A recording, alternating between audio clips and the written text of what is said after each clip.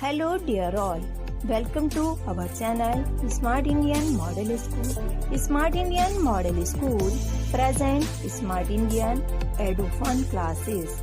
EduFun online classes includes course studies of playgroup to class 12, emotional and communication skills, happiness classes and DIY activities. The next one is 15 date receive check from Surender and sent it to bank rupees 6,600. हमें सुरेंद्र से check मिला और हमने उसको bank में send कर दिया, means हमारा बैंक बैलेंस बढ़ जाएगा. तो to Surendra, date is 15, amount is 6,600. It will be recorded in bank column. क्यों? क्योंकि बैंक में हम डिपॉजिट कर रहे हैं. Next 16 date paid for advertisement. Advertisement का हमने अमाउंट पे किया 750. So 16 date by advertisement.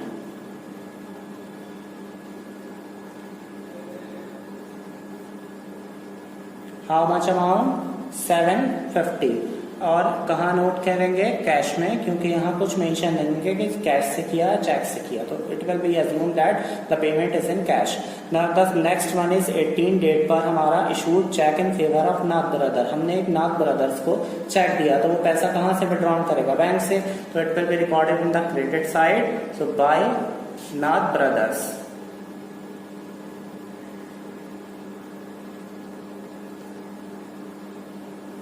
How much amount? 4,300. The next one is cash sales. Cash sales means कि हमने गुड्स सोल्ड किए होंगे और कैश हमें रिसीव हुआ होगा. 19 डेट पर to sales account. How much amount? 13,000.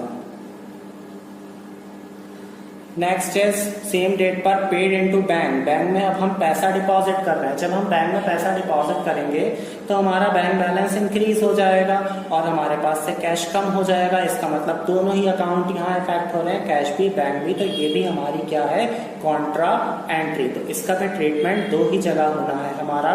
19 date पर दोनों साइड में हम मेंशन करेंगे 19. और अब नोट करना है टू कैश अकाउंट और बाय बैंक अकाउंट. जब हम बिजनेस के लिए बैंक से पैसा विड्रॉ करते हैं तो लिखते हैं टू बैंक अकाउंट और बाय कैश अकाउंट. और जब हम बैंक में पैसा डिपॉजिट करते हैं तो हम क्या मेंशन करेंगे? टू कैश अकाउंट और बाय बैंक अकाउंट. और एलएफ में सी बनाएंगे which show that it is a Contra entry. और अमाउंट अपोजिट कॉलम में मेंशन करना है. How much amount? 16,000. कैश है तो बैंक कॉलम में नोट कर देंगे और बैंक है तो कैश कॉलम में नोट कर दिया जाएगा. Now the next one is 20 date पर receive cheque from Vinod and sent it to bank rupees 2,400. तो इसे हम रिसीव हो रहा है 20 डेट पर to Vinod. Account how much amount is 2,400. Cheque है तो यहाँ हमारा बैंक कॉलम में मेंशन किया जाएगा. Now the next transaction of date 22 is bought scooter and paid for the same by cheque 18,000. Paid is bought scooter. तो यहाँ तो मेंशन नहीं है ना कि पर्सनल यूज है. अगर पर्सनल यूज होता तो हम ड्राइंग मेंशन करते, बट इसका मतलब यहाँ कुछ मेंशन नहीं है. तो ऑफिस के लिए परचेज कर रहे हैं तो हम 22 डेट पर बाय स्कूटर मेंशन करेंगे. और अगर पर्सनल यूज के लिए होता तो बाय ड्राइंग्स आता है यहाँ पर. How much amount? 18,000. And the payment made by cheque. Cheque से पेमेंट हो रहा तो बैंक में अमाउंट ट्रांसफर होगा 18,000. Next 25 date bank return Surendra cheque dishonour. अभी देखिए यहाँ पर हमें एक चेक मिला था 15 डेट पर सुरेंद्र से 6,600 का. अब 25 डेट पर वो बैंक ने उसे डिसऑनर मीन्स वो चेक बाउंस हो गया, खराब हो गया. तो जब चेक हमें रिसीव हुआ था तो हमने कहाँ नोट किया था? डेबिट साइड में टू सुरेंद्र अकाउंट और बैंक में अमाउंट डाला था. अब ये वही चेक हमारा डिसऑनर हो रहा है, बाउंस हो रहा है, तो हम जिस डेट पर बाउंस हो रहा है वो डेट मेंशन करेंगे और इसकी अपोजिट एंट्री कर देंगे बाय सुरेंद्रा अकाउंट, और अमाउंट सेम रहेगा और बैंक कॉलम में नोट कर दिया जाएगा। जब चेक डिसऑनर होगा तो अपोजिट एंट्री होनी है। नेक्स्ट इज 28 डेट पर paid salary by cheque, paid कर रहे हैं, पैसा जा रहा है तो by salary account, amount is 7,200 cheque से तो बैंक में। Paid trade expense by trade expense account, date same, amount is 2,000 but here is not mentioned that by check, so we will assume that it is paid in cash, so it will be recorded in cash column.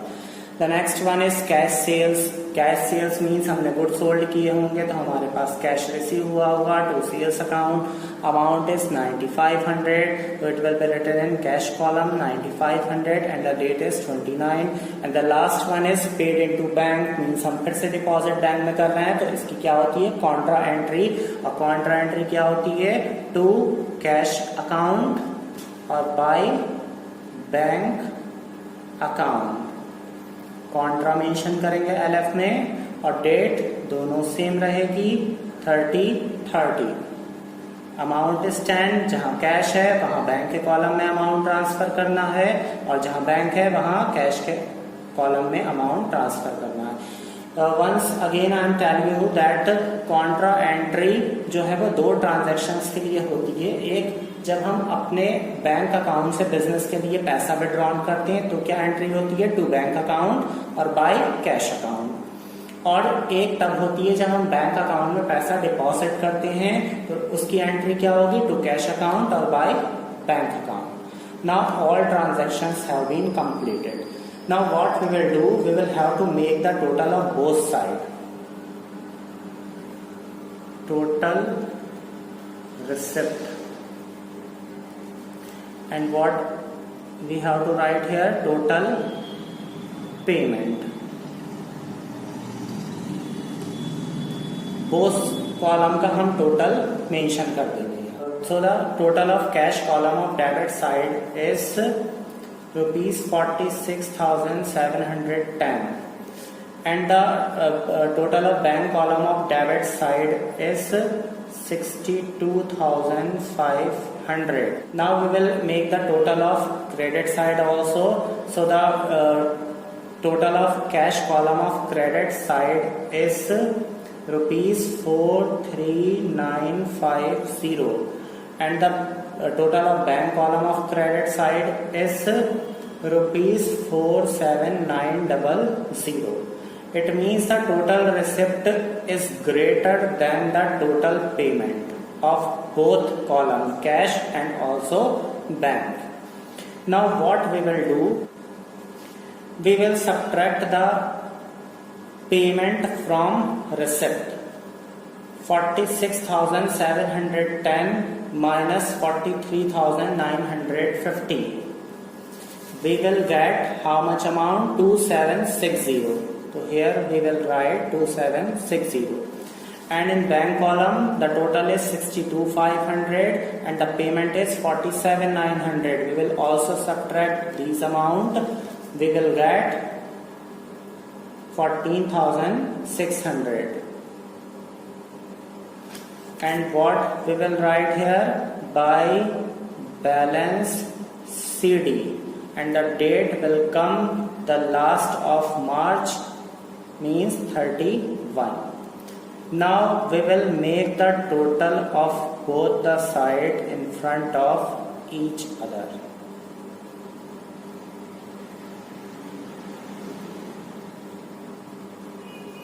And total हमें कौन सा record करना है बच्चों, greater वाला, जो greater total हमारा होगा वो रिकॉर्ड करना, means 46710 and 62500. Here also we write 46710 and 62500. So this is the question of double column cash book. Keep revising it. Thank you so much.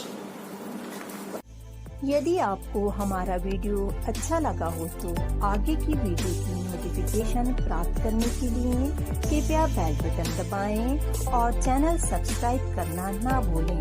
Please subscribe our channel of Edufun classes. Thank you for watching.